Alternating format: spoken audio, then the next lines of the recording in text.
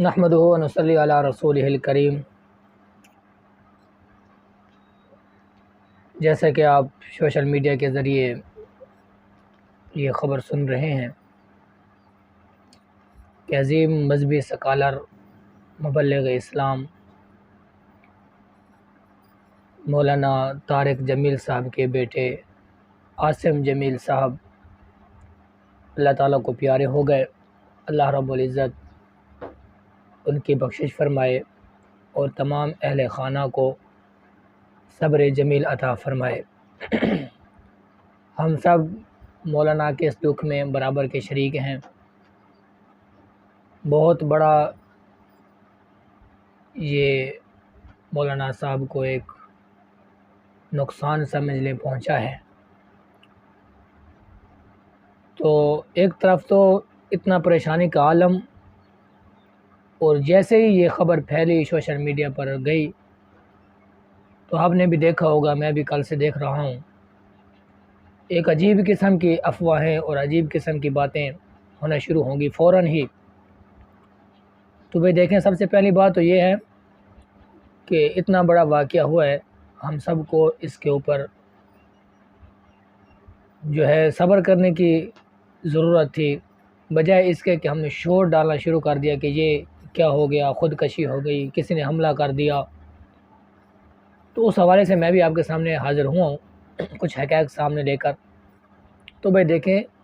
نہ کسی نے حملہ کیا ہے اور نہ ہی یہ خودکشی تھی۔ مولانا صاحب کے جو بڑے بیٹے ہیں مولانا یوسف جمیل صاحب، انہوں نے کل رات ہی بیان جاری کر دیا تھا کہ ان کے جو چھوٹے بھائی تھے عاصم جمیل صاحب، وہ ذہنی مریض تھے کچھ سالوں سے، اور پچھلے چند دنوں سے ان کو شدید قسم کی بیماری نے حملہ کر دیا تھا، جس کی وجہ سے کل ان کے گھر کے اندر کوئی نہیں تھا، اور ان کے گھر کے اندر جو موجود گارڈ تھے، تو ان کا جیسے ہی غصہ حد سے بڑھا یا بیماری نے حملہ زیادہ کیا، تو اس نے گارڈ سے وہ گن لے کر جو ہے اپنے اوپر جو ہے شوٹ کر دیا۔ تو یہ معاملہ تھا، نہ اس کو ہم خودکشی کہہ سکتے ہیں اور نہ ہی کسی نے حملہ کیا ہے۔ تو یہ ہم چند ویوز کی خاطر سوشل میڈیا پر طرح طرح کی باتیں، تو بھائی دیکھیں، ان باتوں سے نہ بھی مولانا کو کوئی نقصان پہنچتا ہے اور نہ ہی کوئی ان کو نقصان پہنچا سکتا ہے۔ اللہ رب العزت نے صرف پاکستان میں نہیں بلکہ دنیا کے اندر ایک بہت عزت اور مرتبہ اور مقام عطا کیا ہے مولانا صاحب کو۔ تو دعا ہے اللہ رب العزت مولانا کو یہ بیٹے کی جدائی کے اوپر جو صدمہ پہنچا ہے، اس کے اوپر اپنی شان رحیمی کے مطابق اللہ تبارک و تعالیٰ مولانا کو صبر جمیل عطا فرمائے، اور ہم سب کو بجائے اس کے کہ ہم سوشل میڈیا پر آئیں اور اپنی زبان کے اوپر جو بھی باتیں آئیں کرنا شروع کر دیں، تو ہم سب کو مولانا کے ساتھ اس وقت کھڑا ہونا ہے، اور جو حقائق سامنے ہیں ان کو مد نظر رکھیں اور ان کے لیے دعا کریں۔ عاصم جمیل صاحب